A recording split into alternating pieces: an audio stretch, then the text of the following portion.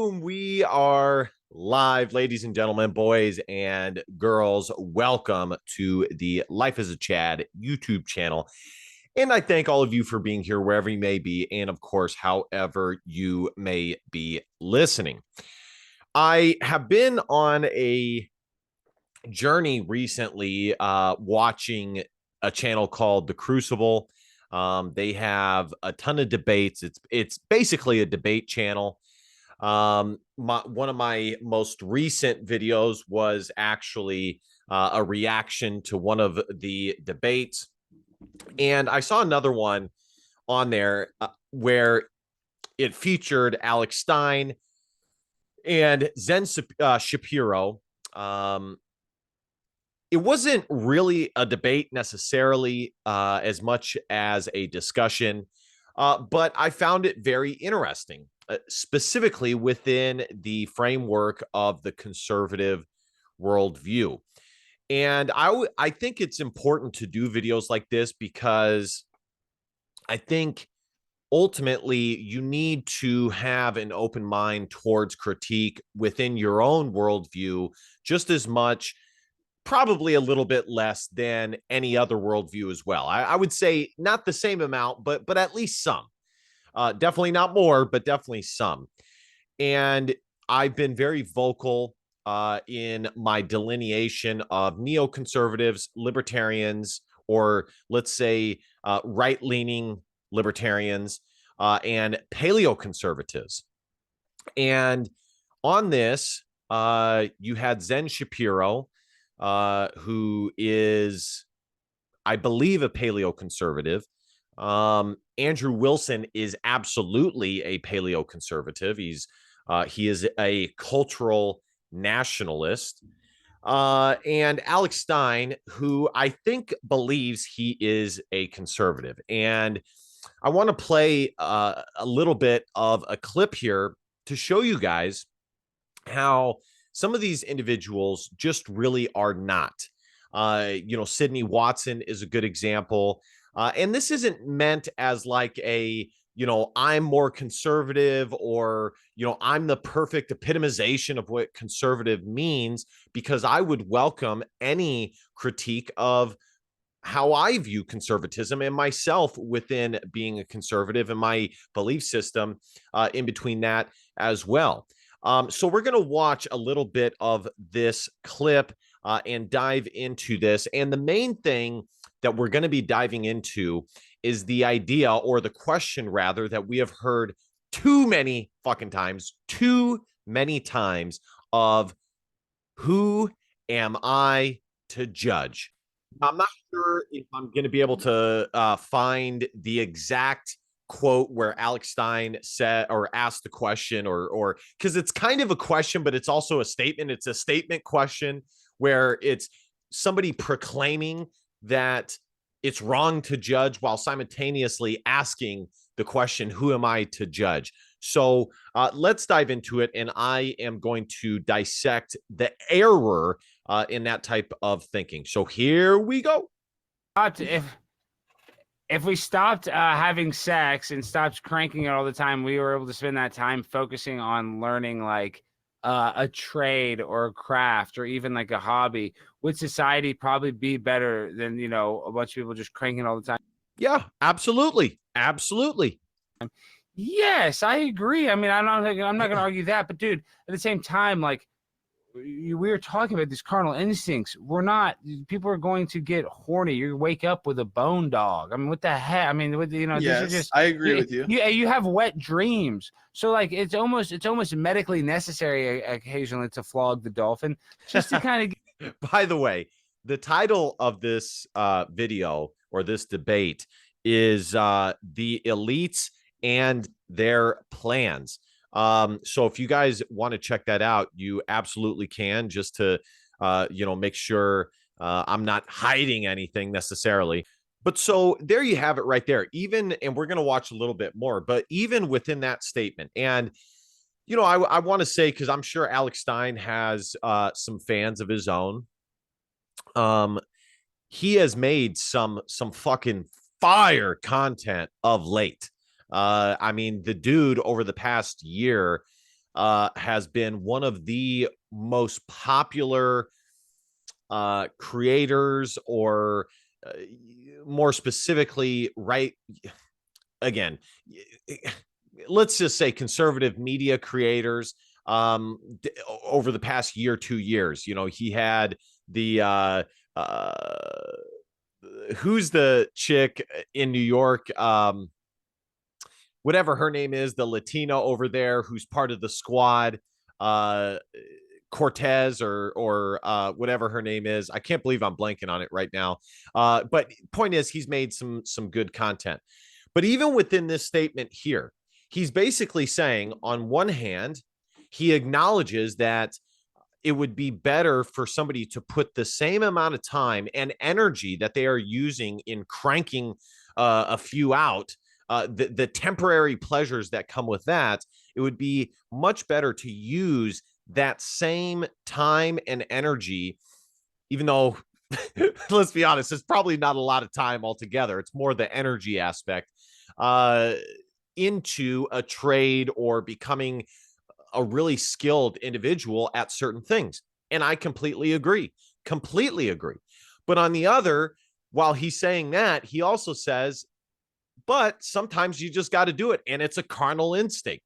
So he's justifying the act and the morality of doing so. Let's watch a little bit more here. Get the pipes, excreted.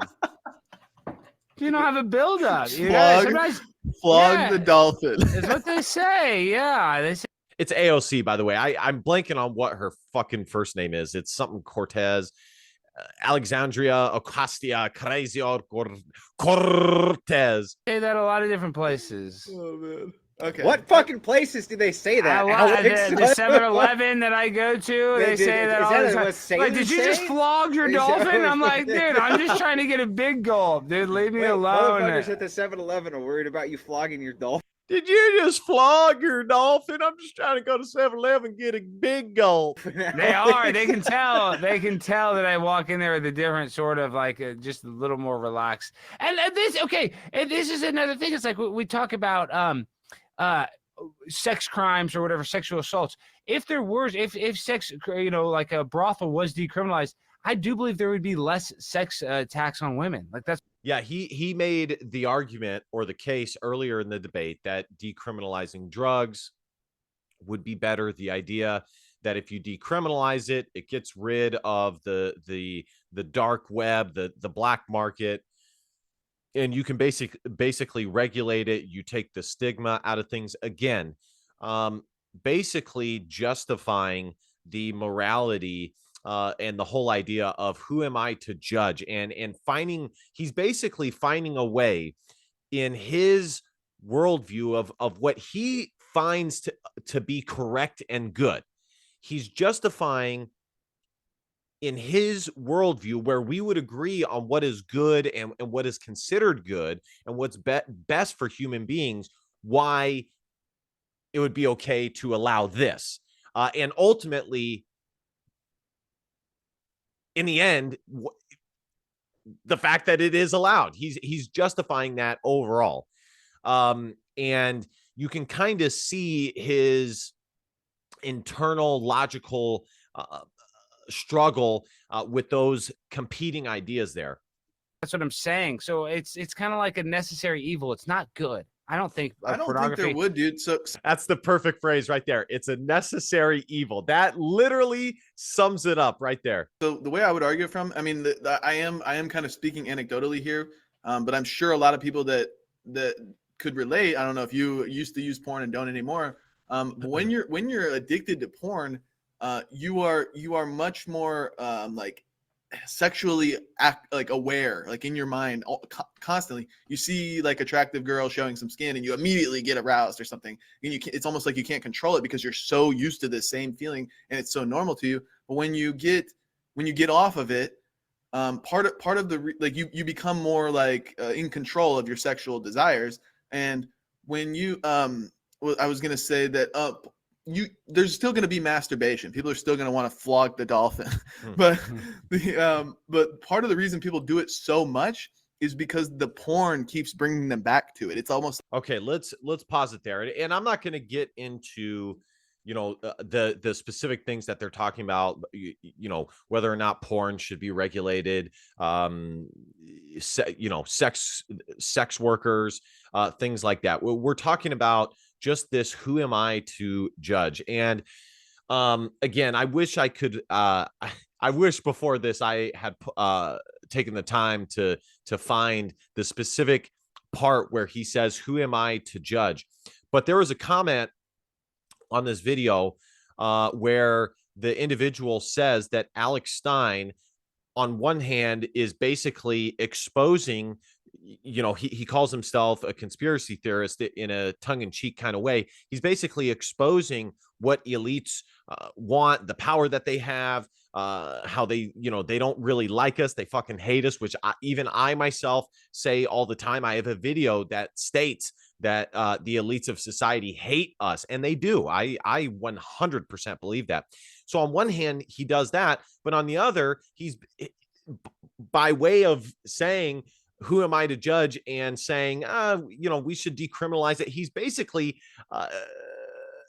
installing the very things that they want. And that was the comment that somebody made, that he's basically advocating for all the things that they want. They want guys who are low T goofballs, who are flatulent soy boys walking around where they can basically only get a hard on by watching the most extreme of pornography. So, that's not great. I thought that comment was interesting and very true. I couldn't agree more with that. He is advocating for the very things that he is calling out. That is what the New World Order wants. The New World Order wants you to be shooting all of these purposeless loads, these virtual loads that aren't real. They want this technocratic, fatherlessness, family, no family type society to emerge. And the things that he is advocating for, maybe advocating is too strong a word, but the things that his prescriptions and his answers for ultimately what should be done about all these things is exactly what they want. The other thing that I wanted to point out, I kind of already did, is the whole New World Order thing. Let's just take masturbation, for example. Are there elites out there who are devising schemes and paying tons of money to these corn industries so that men just stay in front of their computers, cranking out loads left and right and center? Who knows? Maybe not. But ultimately, the act of doing that gets in the way of you finding a woman and creating a family. Now, you could say, well, Mr. Chad, you in other videos have said that you don't know if you would necessarily advocate for marriage in this day and age. That's a separate thing. And that would be a fair critique of my position. But just looking at the New World Order thing, by way of cranking out these loads, these virtual loads, you are in lockstep with this technocratic, globalist type society where there's no tribes, there's no families, there's no, nationalistic pride. I understand all those things are a little bit far away from, masturbation, but they're still very closely related to family. Because if you're doing that, then you're not doing this. And they are closely related. Let's watch a little bit more, and then I'm going to give my 2 cents on the whole, who am I to judge? it's like the activity of watching porn is what gets people aroused and gets them going, rather than just sitting there staring at a wall or whatever, just using their imagination. It's not that doing that is not as fun per se. Like go ask a porn addict, would you rather flog the dolphin with porn or just staring at a wall? They're going to say with porn every single time, because Right. it's just True.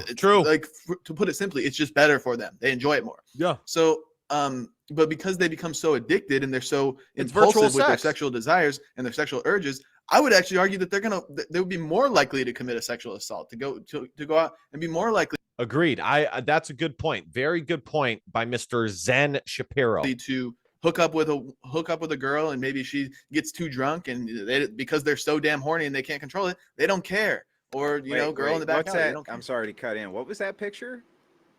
Or the horny girl or something? No. No. Hang on. Something maybe just broke. Did somebody just send in a pic? Did Ethan Ralph get beat up?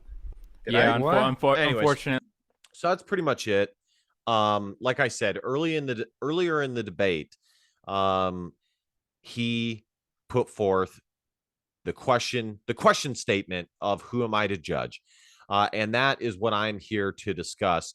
And it's actually surprising it's surprising on one hand, not surprising on the other. But a guy who is as intelligent as Alex is, it is somewhat surprising that he doesn't see this underlying fact of life, which is, regardless of what mechanism, regardless of what society whatever governmental mechanism, whether it's democracy, monarchy, whatever it is, whichever one exists, there is always going to be someone who takes a hold of power, or a group of elites that take a hold of power and regulate morality.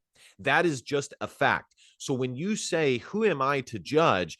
Well, somebody is going to have their morality dictated and shared with the rest of society. So who are you to judge? Well, number one, if you believe that you're on the side of truth and goodness and things like that, then you should absolutely push that forth and advocate for it, and hope that others see that and take hold of it too, because really, if you believe it's good, then you should think that others should be doing that as well. That's just fundamental 101 on these types of things. But the main fact about it is, if you, or let's say Alex Stein is not the one who regulates morality, then it's going to be somebody else. If it's not us Christians, then it's going to be the socialist, communistic, globalistic individuals. And we're seeing that right now in this day and age. We're seeing the predominant ideas that are against freedom, Christianity, nationalism, love for America, Americano, all those things are globalism and things like that. So if it's not ours, then it's theirs.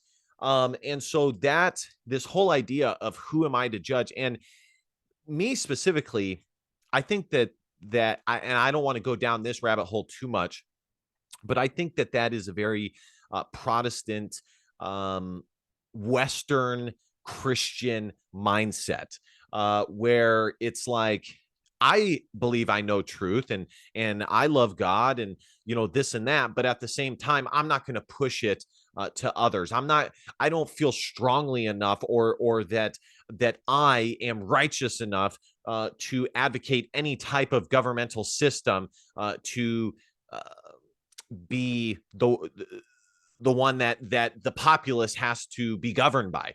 And it's just lunacy. On its face, it sounds good. It sounds like a when you hear the who am I to judge, on its face, it sounds like, okay, well, fuck. I mean, who am I? I'm just one person of a million fucking people, or a billion fucking people, or at the very least, millions and millions of people. On its face, it sounds good. But when you take it a step further and you just take it to the reality of the situation, which is, if it's not you, it'll be somebody else.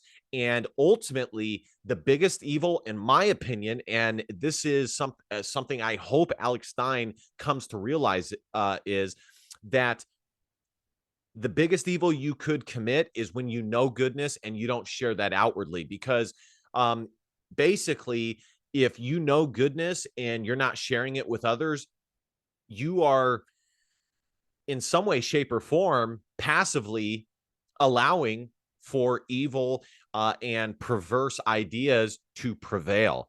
And you know, now that's a little deep there, but I really do believe that if you are not pushing forth what you see as goodness, then you are basically committing the greater evil, which is passively allowing, especially if you know that it is wrong.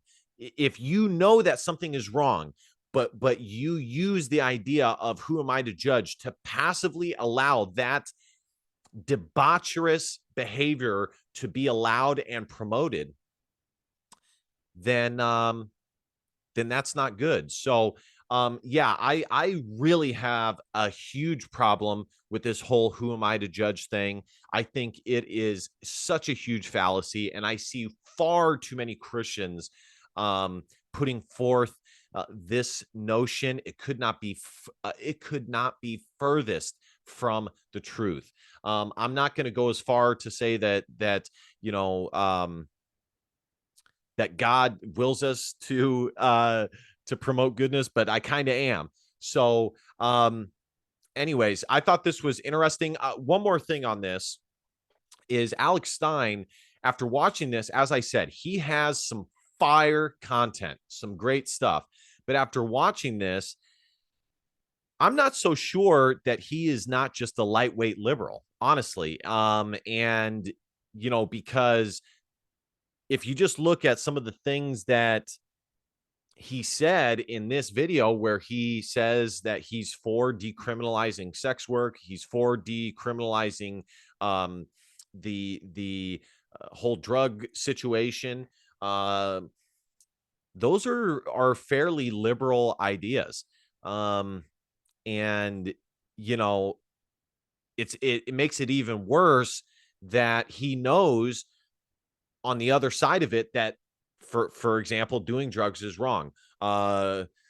Engaging in sex work is not good, and it's wrong. And it's extremely destructive to the individual, all the parties involved.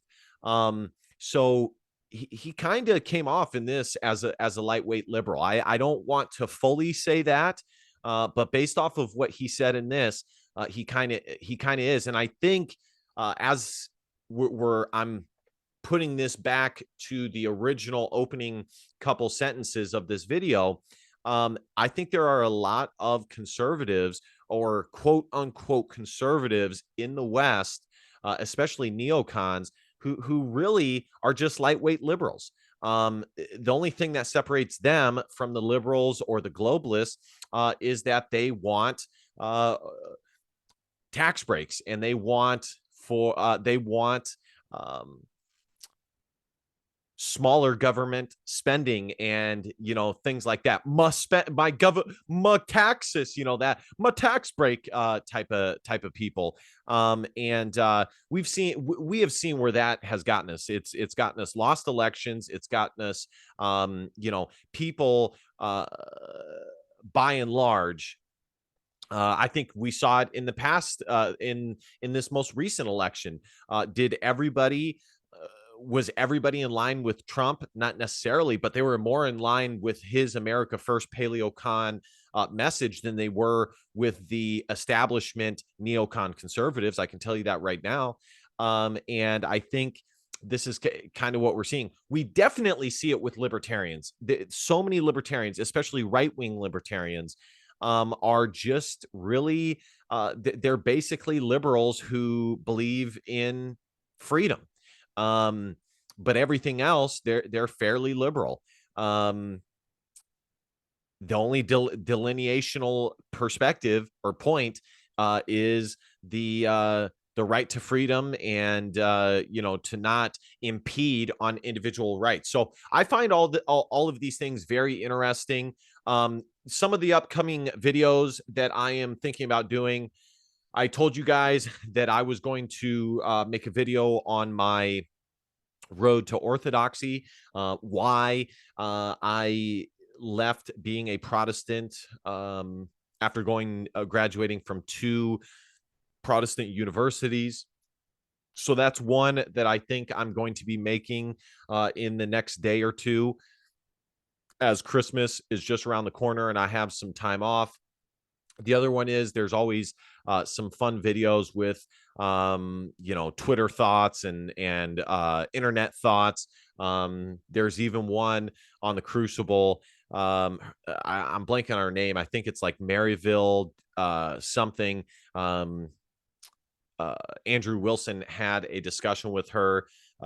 So I think I might take a look at that. Either way, folks, I want to thank you guys so much for subscribing to the channel. If you're not subscribed, be sure to, as they say, smash that fucking thing. Just smash the shit out of it. It really helps. The channel is growing rapidly. I could not thank you guys more. Definitely like, comment, and share. One more video idea. I might return back to the whole Sydney Watson and Elijah Schaefer situation. I haven't decided yet. It's kind of petty bullshit. And, in general, I don't want to engage in too much of the internet drama bullshit. But the reality is the last couple of videos I've made about it have been very, very popular. And hopefully I can derive some more poignant ideas from that whole situation, like I tried to do in the previous video. So we'll see about that. All right, guys. Thank you guys so much for watching. DBAP, don't be a pussy willow, and facts are feelings, because your feelings just don't fucking matter. Love you guys. See you bros next time. Peace.